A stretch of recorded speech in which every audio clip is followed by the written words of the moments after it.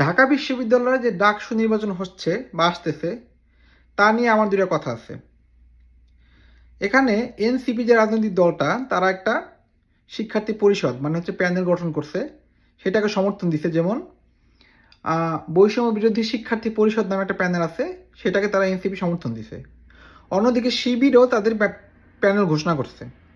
তো আমার প্রশ্ন হচ্ছে, যদি এই দুইটা দল তাদের দল ঘোষণা করার সুযোগ পায়, তাহলে বিএনপি কেন পাবে না?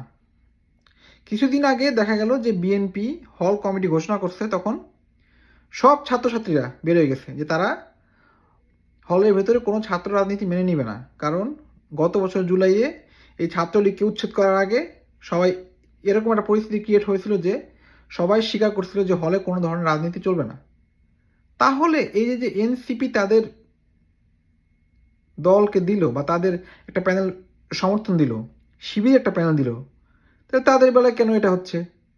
যদি আপনি রাজনীতি করতে না দেন তাহলে কোনো রাজনীতির অস্তিত্বই থাকবে না, এনসিপিও থাকবে না, শিবিরও থাকবে না, দলও থাকবে না। কিন্তু এখন দেখা যাচ্ছে আপনি কাউকে দিচ্ছেন, কাউকে দিচ্ছেন না। এটা তো হতে পারে না। কেউ খাবে কেউ খাবে না, এটা তো হওয়া উচিত না, তাই না?